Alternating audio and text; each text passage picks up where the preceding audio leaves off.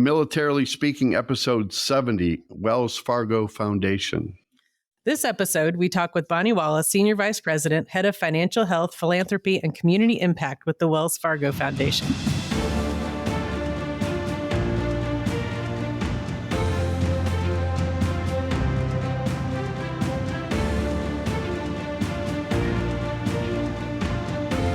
So welcome to Militarily Speaking, brought to you by Armed Forces Bank. This is Tom McLean and Jodi Vickery.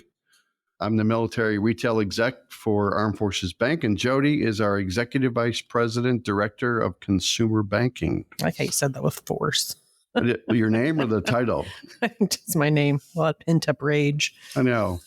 I shouldn't do that. No, I'll take it personal. Again, welcome to our show. We're excited to have you listening and learning about our guest, Bonnie Wallace from the Wells Fargo Foundation. Bonnie, we're going to take just a second and tell our audience a little bit about you before we dive in.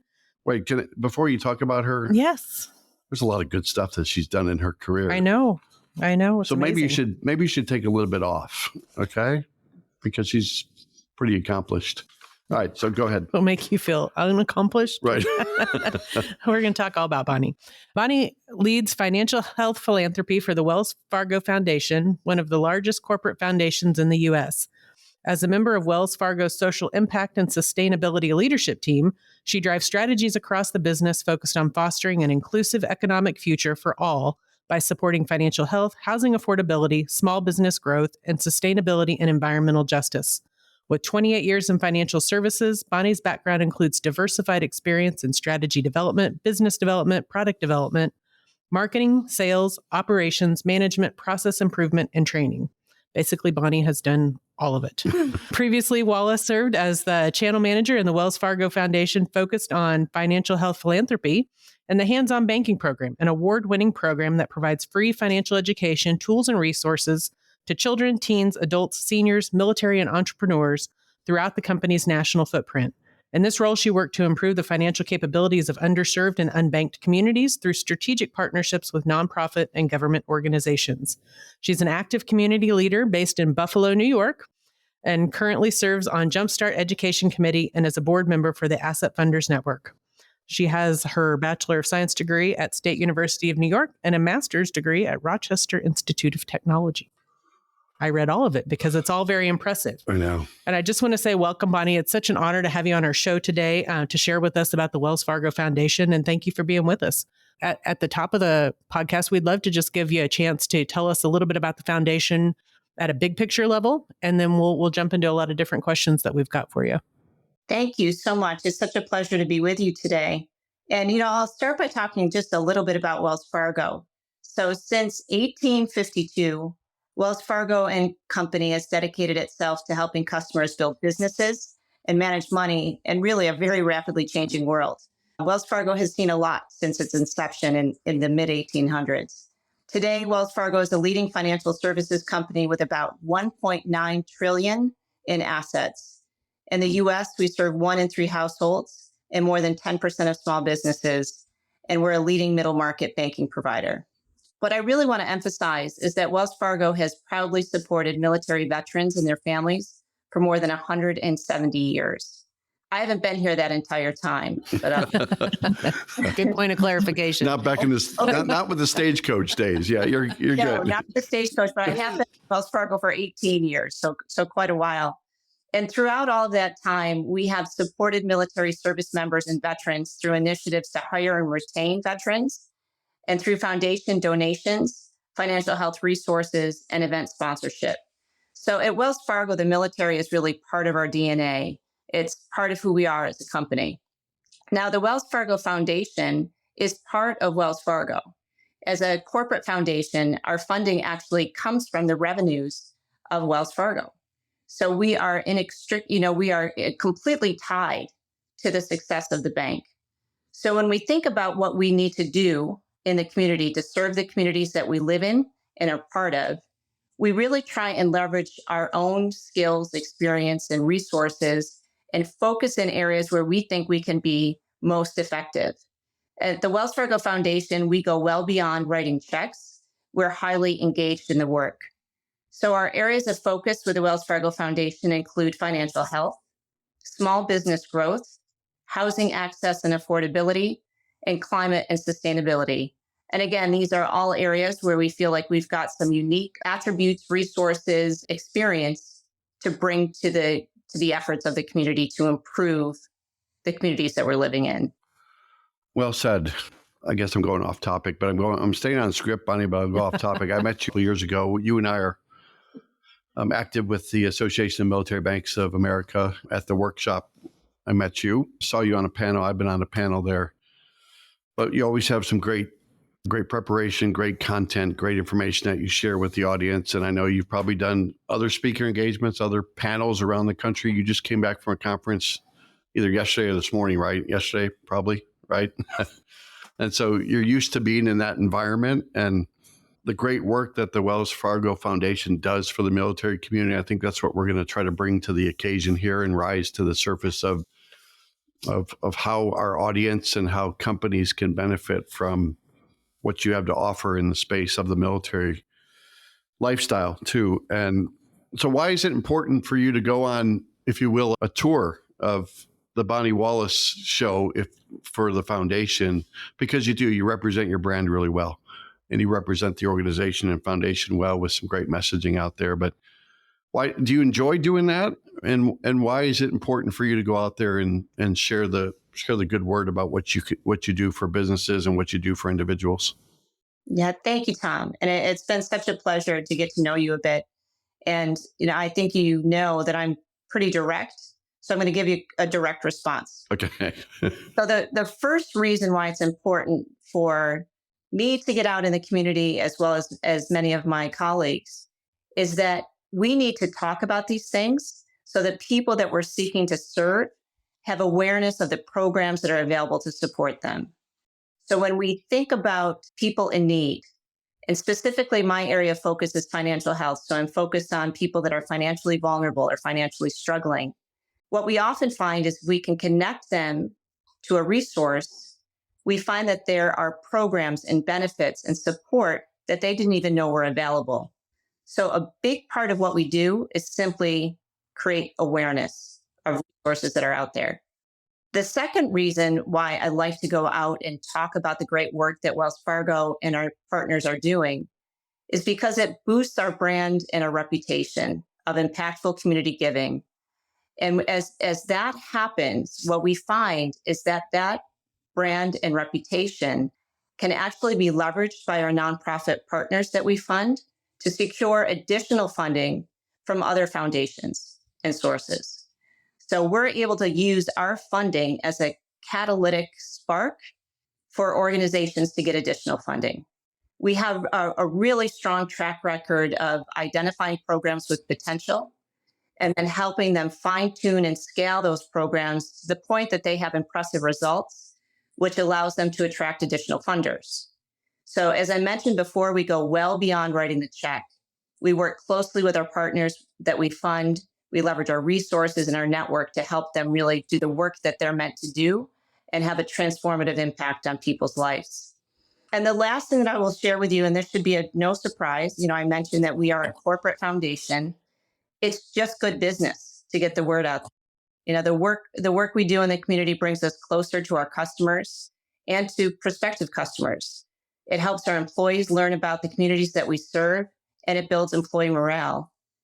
And probably more, the most important thing I think that I would share is that we are really thoughtfully and intentionally enabling financial inclusion and equitable access, which ultimately will drive improvements to the economy. And that's going to benefit everyone. Agreed. And I want to dig into those four focal areas that you talked about a little bit, Bonnie. You mentioned that the foundation focuses on affordable housing, small business, financial health, which you said is kind of your primary area of focus, and sustainability. Those all are of interest to us for different reasons.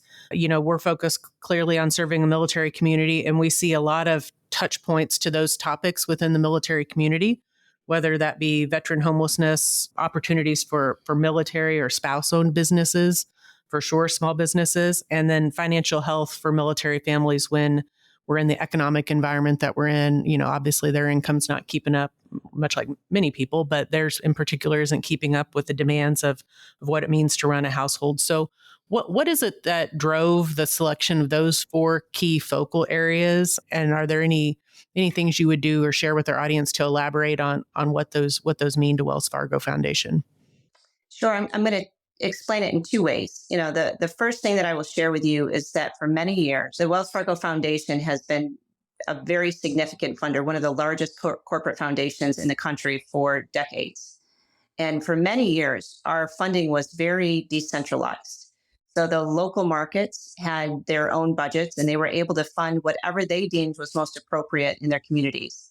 And they were funding great programs with good results, but it was so different and scattered kind of across the US. It was hard for us to really understand the full impact of our contributions.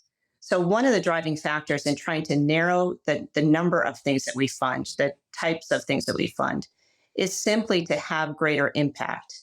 So kind of centralizing our resources against some of the country's biggest challenges and problems.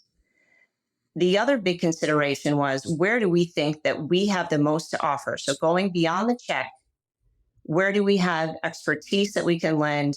Where can we leverage our employees? Where can we kind of drive outcomes that are needed by the communities we live in and serve? And that's how we arrived at those 4 priorities. So for example, housing access and affordability. Wells Fargo has been one of the primary mortgage lenders and servicers for many, many years. We recognize how important housing is and that it's more than just housing, it's a home.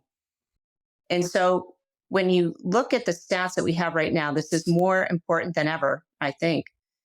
Every single city, you can talk to any mayor and ask them what the biggest challenge they have in that city. And it's likely that they will say housing, access to affordable housing. The problem is large. We are doing all that we can.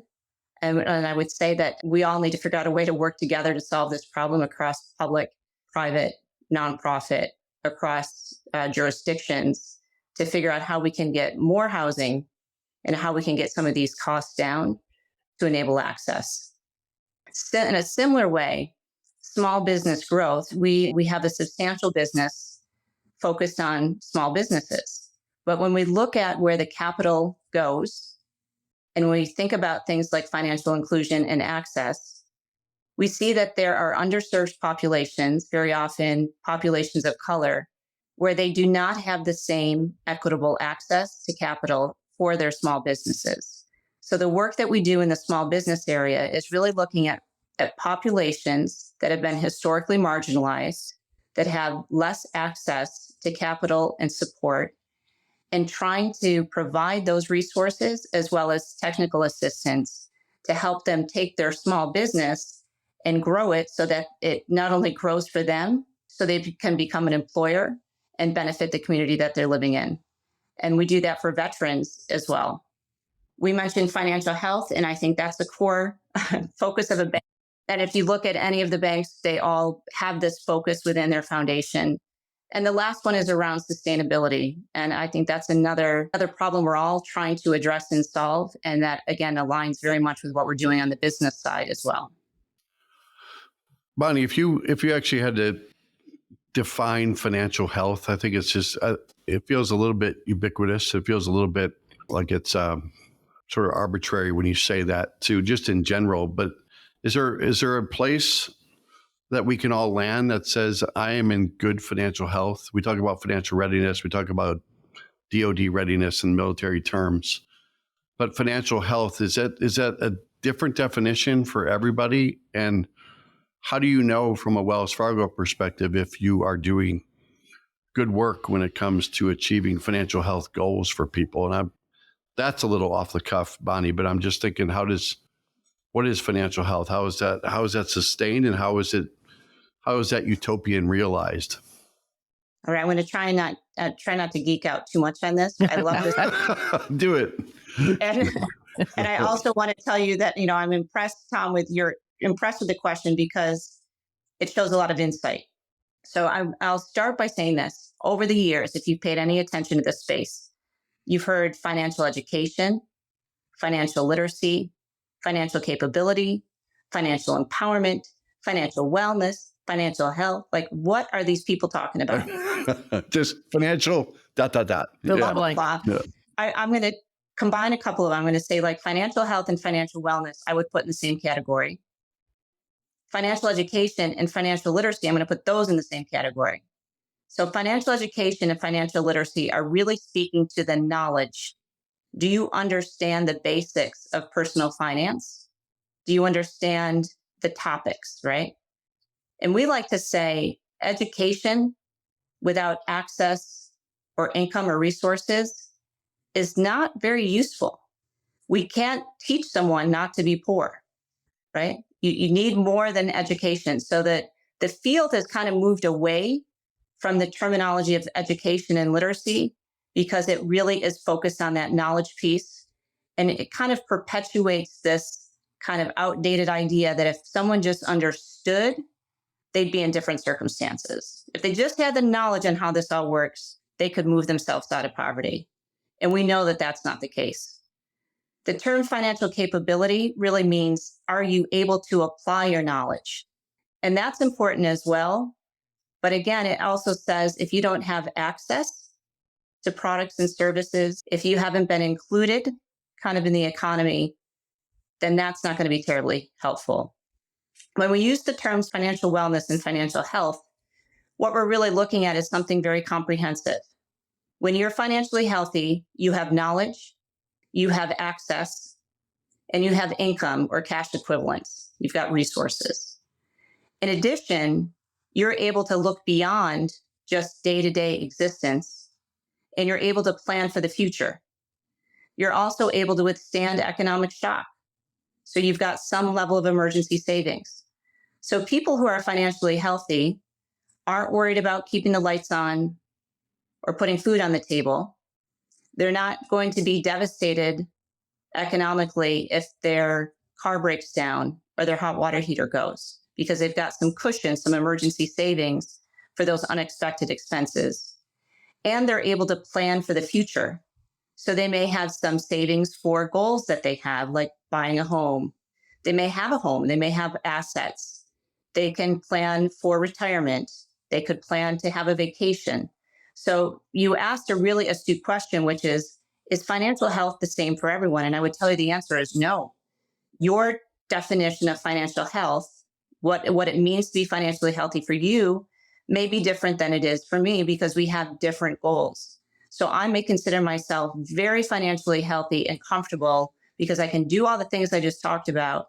But my goal may simply be to leave a legacy for my children, right? Where someone else's goal might be, I want to travel the world. So financial health doesn't necessarily mean you're wealthy.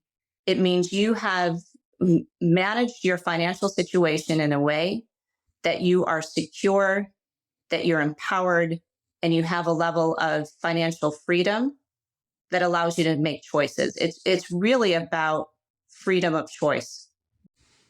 I would say that she was just reading that, right, and scripting it, but she gets it. She does. Yeah. I'm worried, Bonnie, that I'm going to have to hear him talk all week about your compliments of his question. I know. Yeah, so when her next question, just make sure you demoralize her. Yeah, no. What a terrible question. And prop me up like she did. So I will. Let's go into Bonnie. The foundation has awarded, and correct me if I'm wrong about this number, but it's $64 million. That's with an M. Yes. To military nonprofit organizations focused primarily on career transition and financial health. And a little bit behind the curtain, if you will, behind the scenes about what goes on at the foundation, as there are probably a lot of people knocking at your door to want to get some help or ask for financial support for their initiatives. But so from a prioritization, Bonnie, without giving away the store and the process you use as organizations come to you, whether it's for a grant or whether it's determining how those dollars are allocated to those organizations, what is that process? And are there any best practices you can give to the audience that wants to contact you, reach out and be part of your organization when it comes to that process? Yeah, again, I apologize, but it is another great question. See, Jodi? Yeah, it's a great question. And I will tell you, we're very transparent with organizations and we are very clear about what we're looking for, and it's not insignificant. And the first thing I want to share is that $64 million number, right, is really impressive. It even impresses me each time I hear it. Right. And I just want to give some context for it. That's actually over the past 5 years. It's been 64 million in grants to nonprofit organizations that serve military members or veterans. And again, the focus, as you mentioned, Tom, is really on housing, career transition, financial health, and small business. But this idea of like how, I know there's people out there, right, listening to this podcast, they're like, how do we get a piece of that? 64 million, how do we get a piece? So we talked about the focus areas, and I will tell you that most foundations have some focus or they set priorities. And so if you've got a nonprofit that you're looking to fund, try and find a foundation that aligns with your priorities. That's the first thing I'll tell you.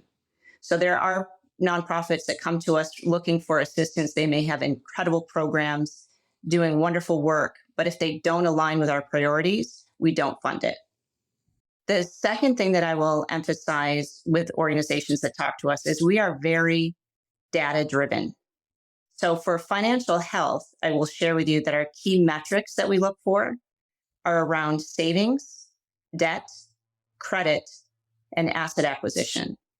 So the programs that we look to fund are programs that are able to drive those outcomes and are able to measure and report.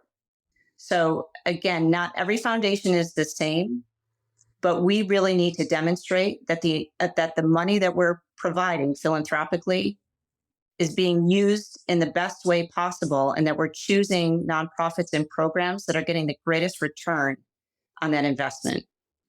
So those metrics and those outcomes become really important. We also look for programs and organizations that have proven track records. So if you come to us and you can demonstrate either with a current program that you're looking for funding that's, we've been doing this for 5 years and here's our results to date, or if you're starting something new, because we do fund innovation as well, if you can either demonstrate that the leaders for this innovative program have a proven track record, or you've done like work, something similar, and had success with that.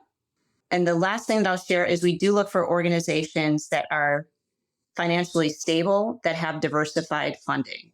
Because the last thing we would want to do is fund a program, put Wells Fargo funds into it, have the organization become somewhat dependent on that. And if we are not able to continue funding, have a program that's working, have to be shut down because Wells Fargo wasn't able to fund it. So we really, we're careful with that again, and it's all about being able to sustain the programs and those outcomes. I appreciate that.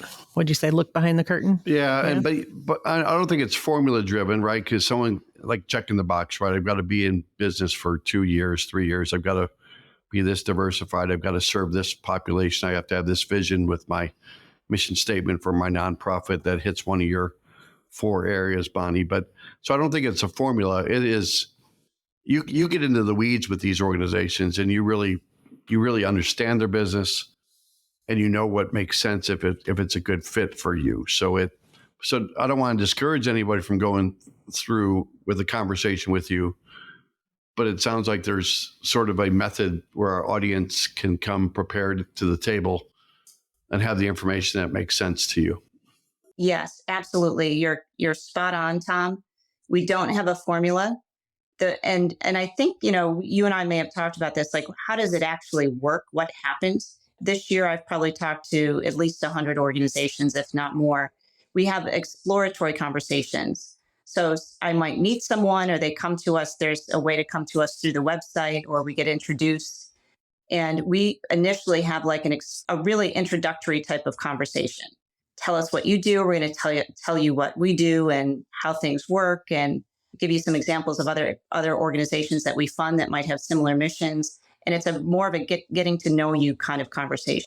We then ask if we think that there's opportunity there for the organization to provide us with a concept paper. So we're not looking for something that's 10 pages long. We're looking for 1 or 2 pages just to kind of explain what is your mission, what is the program you're looking to fund, what are the outcomes that you've observed so far, where do you see some fits? So again, it's just next stage, a little bit deeper in that conversation.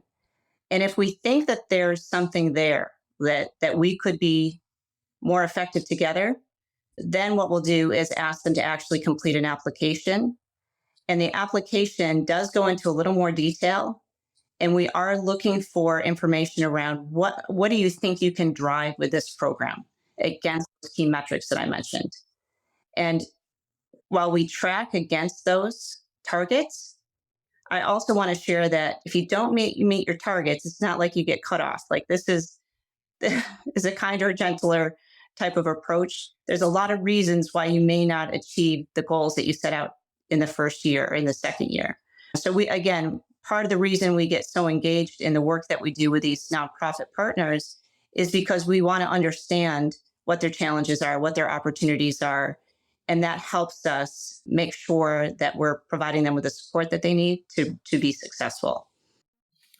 I also think if you're going to take time and invest in a nonprofit, they should take time and invest in putting together the most sound application that gives you eyes and an understanding of what it looks like 3, 5, 10 years from now. It's just like, Jodi, when I interview someone, the first question I ask is, what do you know about Armed Forces Bank?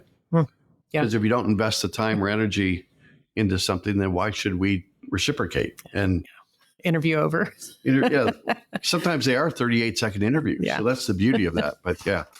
So thank you for the great answer, Bonnie. But now that Jodi's going to ask you the next question, I'm sure it's going to be pretty average.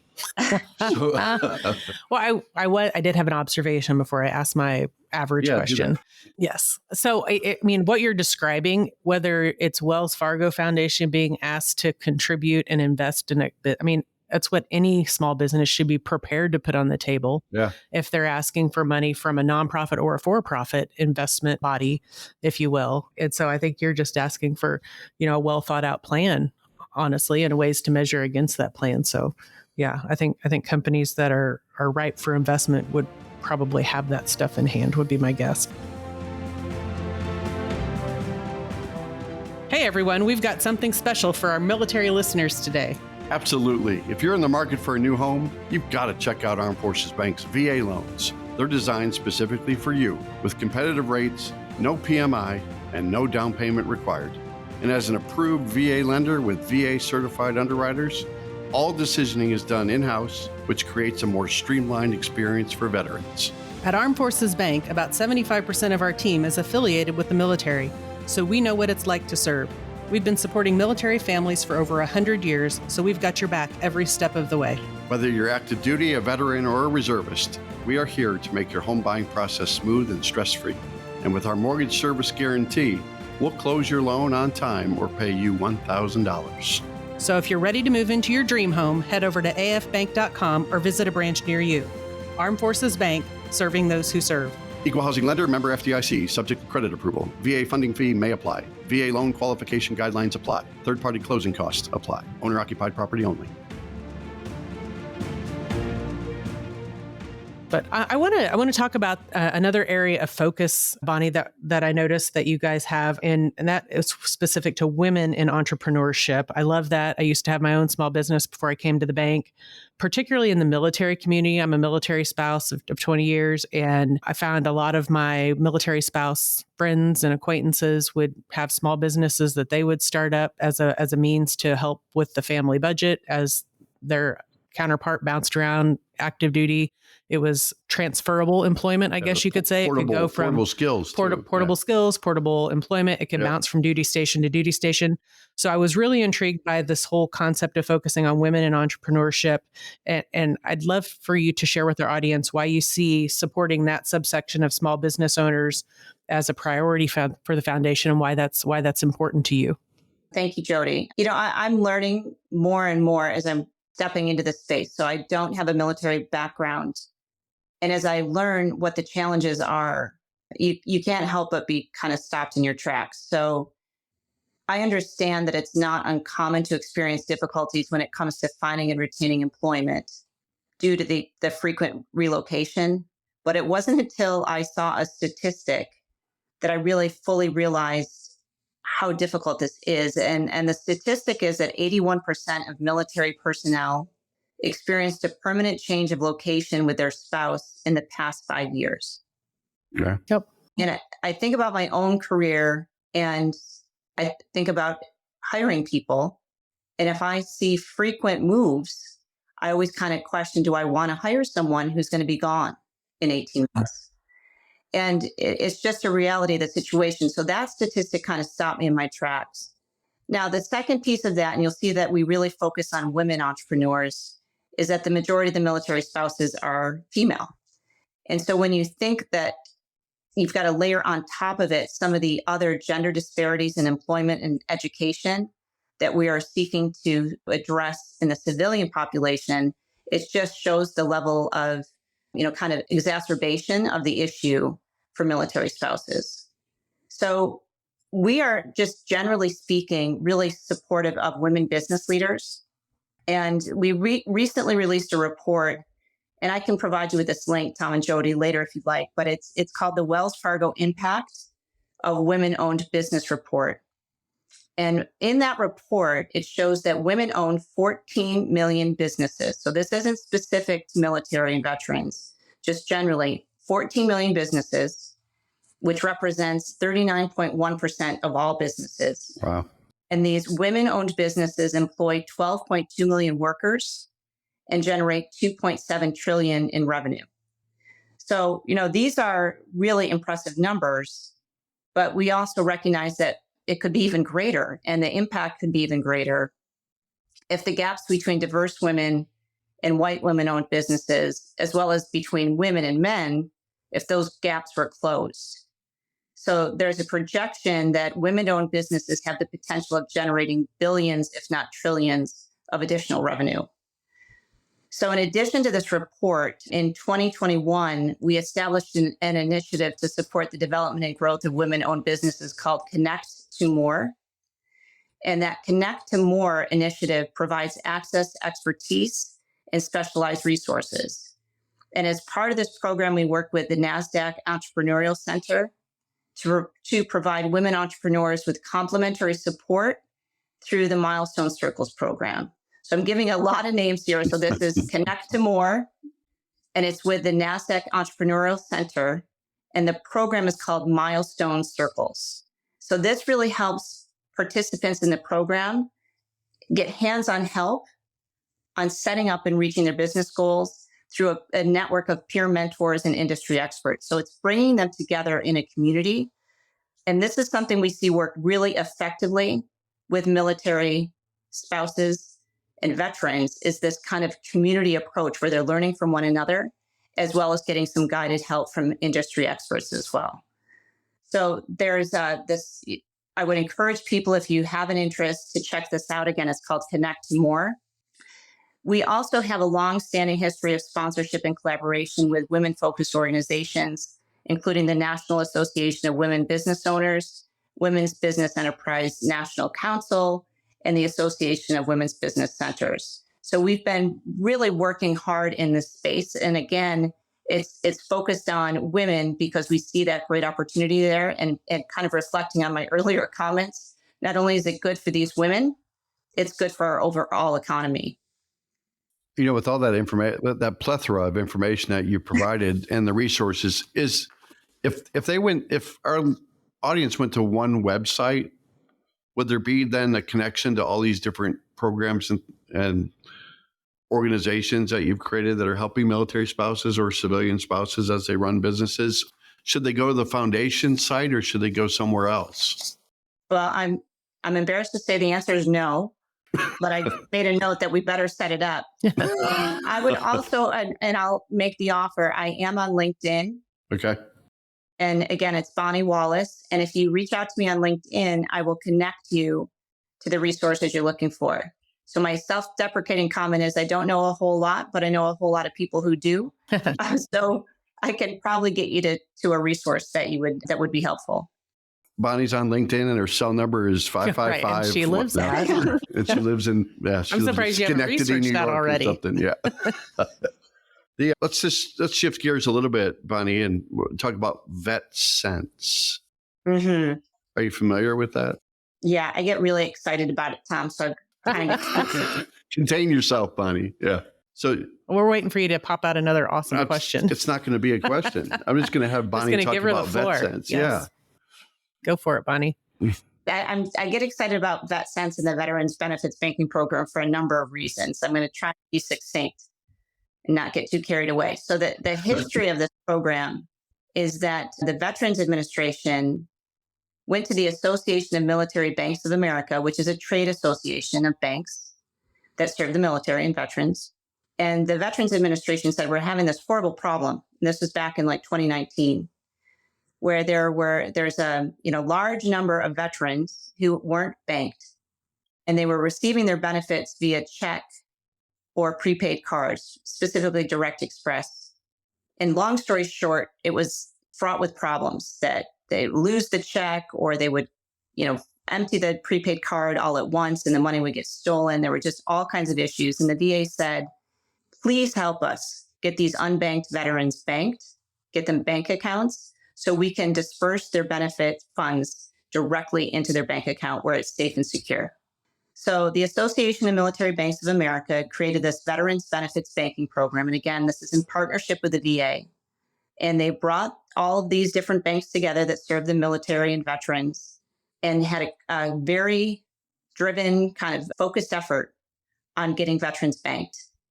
This launched, I think, in like 2020.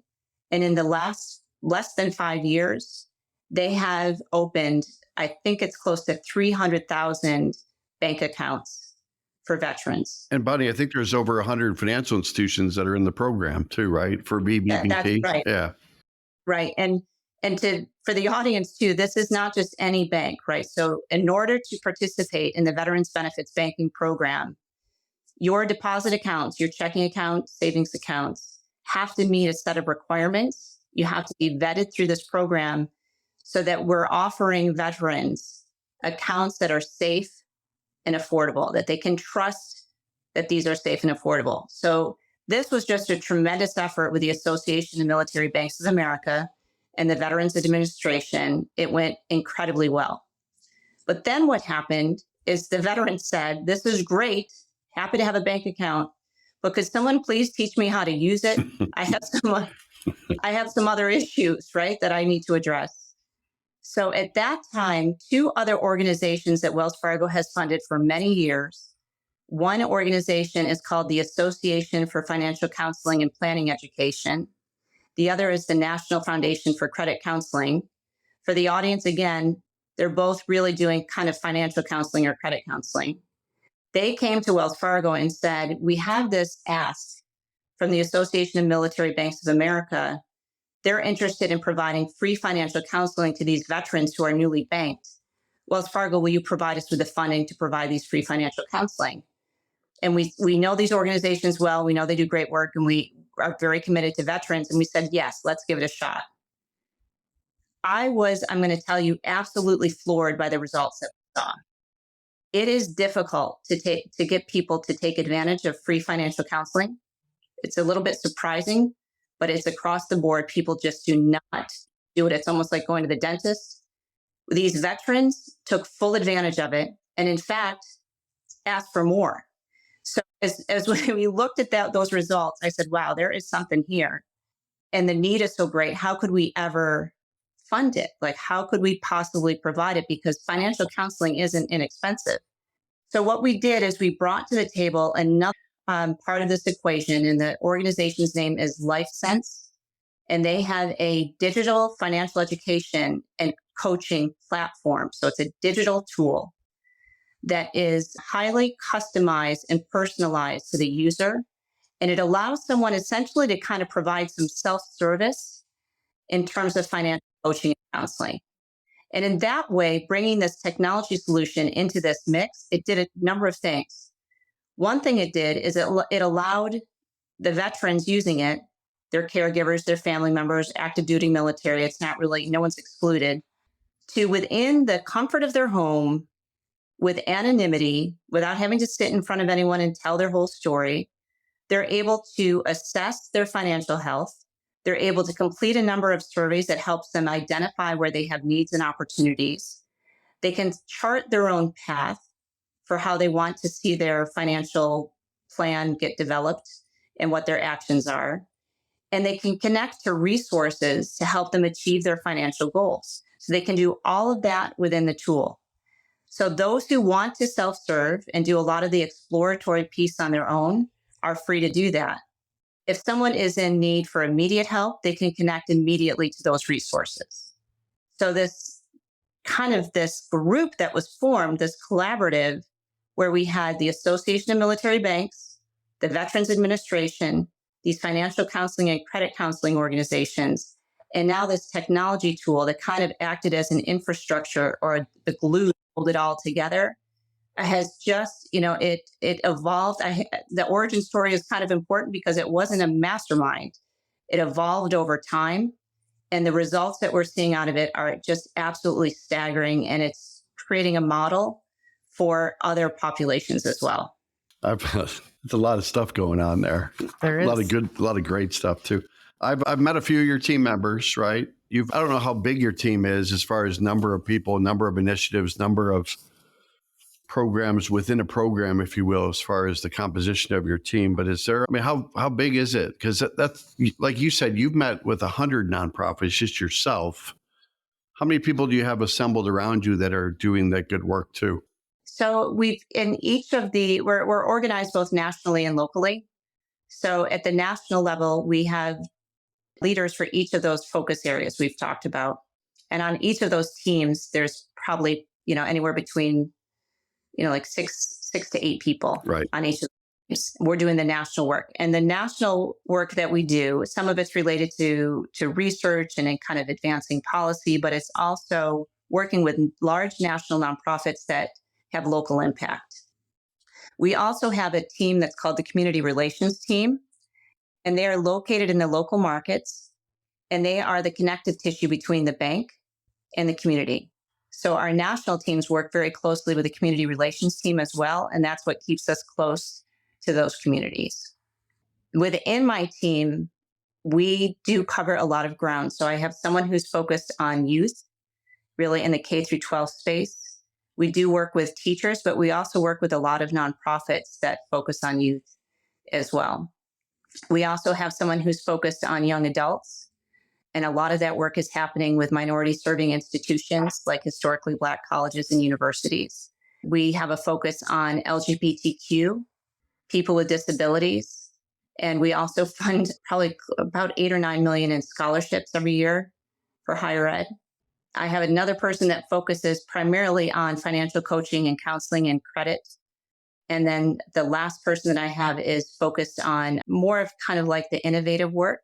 So new things that require a lot of kind of care and feeding. And for those programs, we have, it's less likely that every single one of them is going to succeed, but we are trying to do things differently so we can see some different results.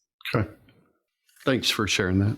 So if folks are listening in our audience and they're curious to learn more about the organizations that you do fund and you do support in all of these various ways, can they learn about that on your website? I know you said to access resources, sometimes the best option is to reach out to you via LinkedIn. But in terms of highlighting organizations that Wells Fargo Foundation has chose to invest in and help flourish, is there a place where folks can go to learn about them? You can see some of it. We have a Wells Fargo Stories channel, and that has some really great human-centered stories around the impact of the work that we fund. You can also go to the community giving section of the wellsfargo.com site, and there's a mailbox there as well. So you can submit requests through the mailbox, and that will make it to the appropriate team. Excellent. So you were a banker. Do you still call yourself a banker? I'm still a banker. Yeah, working for a bank. I'm a banker. But you're also inspired by philanthropy. You can tell it in your voice. You can tell it in the passion for what you do. But what inspired you to focus really almost exclusively beyond hands-on banking, beyond Citibank when you were there on the direct auto side of the house? But now it's all about philanthropy, right? And helping people.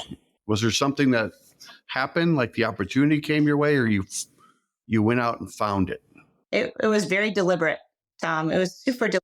So I had been on the revenue side of the house, as we say, for a long time. I had many great experiences. I loved the work that I did.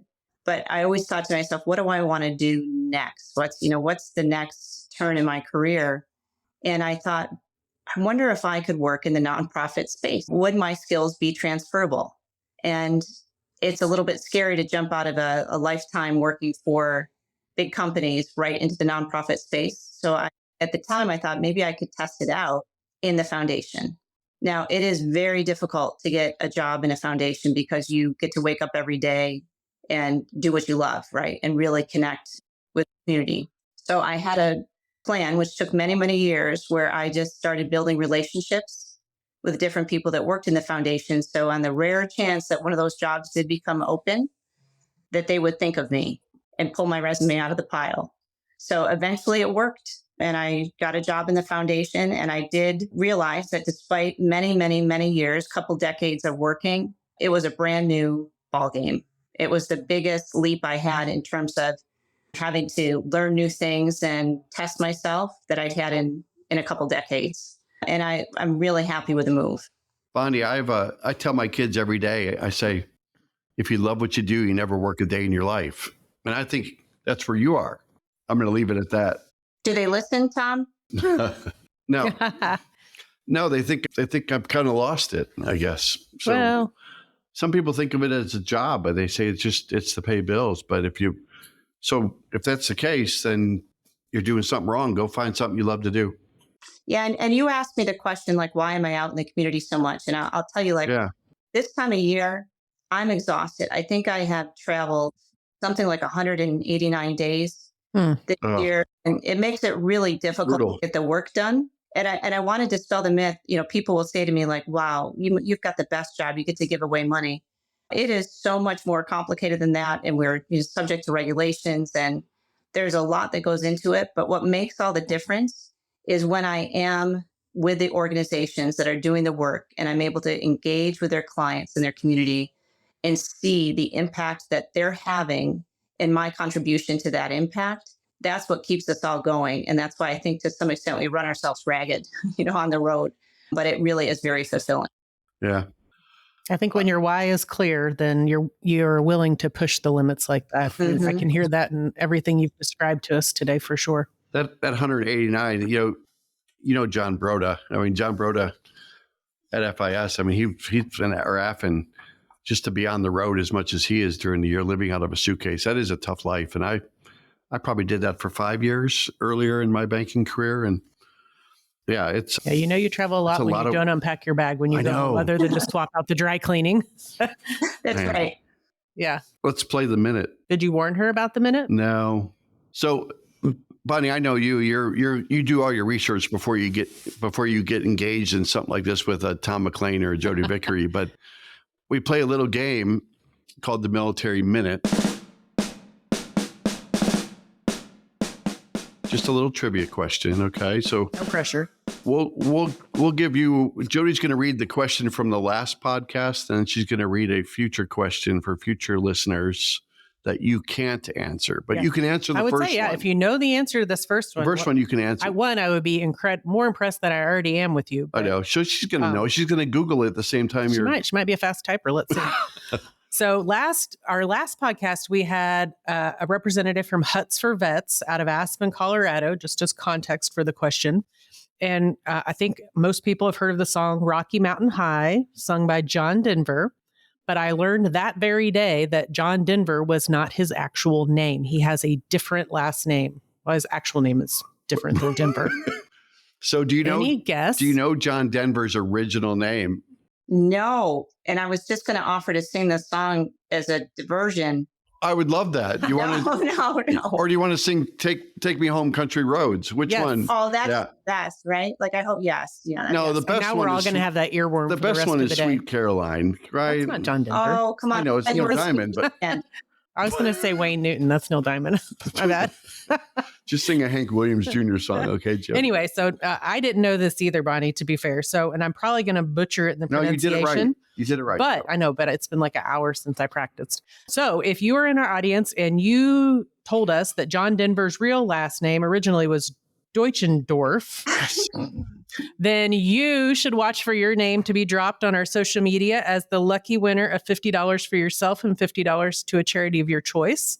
I will never again listen to Rocky Mountain High the same way. Because you'll say, I know the artist. I'll be like, oh yeah, hey, that's old John It's Deutschendorf. Yeah. I don't have to think about it before I say it. But this week's Military Minute, you can't answer, Bonnie, because I'd bet at least $1.50 that you know the answer. I think she knows. This is a 3-part question. I think. Well, I would have got one part of the answer. Well, she already said one of the answers Yeah, when that's she true. first started the podcast. That's true. Okay, so the actual question in its full glory is, what are the names of the two founders, and in what year was Wells Fargo founded, and what is the enduring symbol for Wells Fargo? I think we've actually said 2 of these during the podcast. I could tell her face. She's like, I know this. I'm getting that $50. So if you know the answer when this podcast drops, put your answer in the comments, and then you too could be eligible to win $50 for yourself and $50 for a charity of your choice. I think folks have a pretty good chance at that one. It's crazy how aligned it is with other things that have been shared today. I know. Yeah. Man, I know I learned a lot from you, Bonnie. I know our audience is going to benefit from this too. So we appreciate the time and the sacrifice that you gave today. And thank you for being a wonderful guest. We enjoyed the time. And I always like to say, if you enjoyed this episode as much as Bonnie Wallace did, then go out to afbank.com and subscribe to the show. Also, make sure to rate us, leave us a comment on your favorite podcast platform, such as Apple Podcasts, Spotify, and YouTube. Well done, Bonnie. Yes, thank you so much. Did a great job. Thank you. Thank you. Take care. All right, Bye. bye-bye. Bye-bye.